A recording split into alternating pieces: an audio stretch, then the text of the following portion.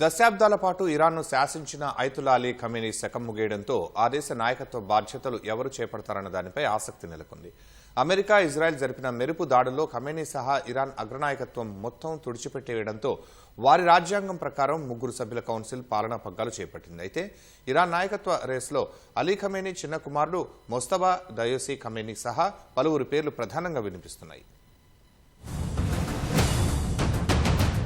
ఇరాన్ను 36 ఏళ్ల పాటు ఎదురులేని నేతగా పాలించిన అయతుల్లా అలీ ఖమేనీ శకం ముగియడంతో ఆ దేశంలో రాజకీయ సంక్షోభం నెలకొంది. ఈ నేపథ్యంలో తదుపరి అధికార పీఠంపై ఎవరు కూర్చుంటారనే అంశంపై అంతర్జాతీయంగా తీవ్ర చర్చ నడుస్తోంది. కొత్త సుప్రీం లీడర్ను ఎన్నుకునే వరకు ఇరాన్ పాలనను 3 సభ్యులతో ఉన్న కౌన్సిల్ చూస్తుంది. ఇరాన్ రాజ్యాంగంలోని 111వ అధికరణ ప్రకారం ఈ కౌన్సిల్ బాధ్యతలు చేపట్టింది. ఈ మండలిలో ప్రస్తుత అధ్యక్షుడు మసూద్ పెజెష్కియాన్, ప్రధాన న్యాయమూర్తి గులాం హుస్సేన్, గార్డియన్ కౌన్సిల్లోని ఒక జ్యూరీ సభ్యుడు ఉంటారు. కొత్త సుప్రీం లీడర్ను ఎన్నుకునే వరకు ఈ 3 దేశ రక్షణ, విదేశీ వ్యవహారాలను పర్యవేక్షిస్తారు.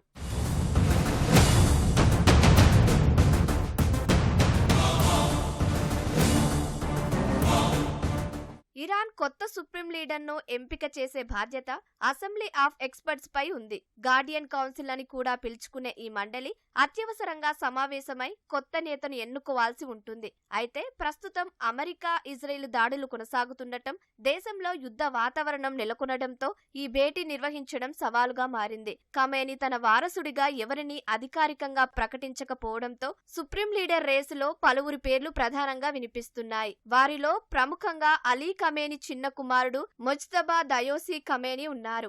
ఇరాన్ రక్షణ, రెవల్యూషనరీ గార్డ్స్ IRGCపై ఆయనకు మంచి పట్టు ఉంది. వారసత్వ రాజకీయాలపై ఇరాన్ మత పెద్దల్లో ఉన్న వ్యతిరేకత ముజ్తబా ఎంపికకు అడ్డంకి కావచ్చని విశ్లేషకులు అభిప్రాయపడుతున్నారు. నాయకత్వ రేసులో ఉన్న మరొకరి పేరు ఇరాన్ విప్లవ పితామహుడు అయతుల్లా ఖొమేనీ మనవడైన 53 ఏళ్ల హసన్ ఖొమేనీ. ఆయనకు సంస్కరణవాదుల మద్దతు ఉంది. అంతర్జాతీయంగా ఇరాన్ పట్ల ఉన్న వ్యతిరేకతను తగ్గించగల నేతగా ఈయనను భావిస్తున్నారు. సుప్రీం లీడర్ రేసులో ఉన్న మరొకరు ప్రస్తుత ప్రధాన న్యాయమూర్తి గులాం హుస్సేన్. ఖమేనీ నమ్మకస్తుడిగా, కఠిన వైఖరి గల నేతగా ఈయనకు అవకాశాలు మెండుగా ఉన్నాయని విశ్లేషకులు అభిప్రాయపడుతున్నారు.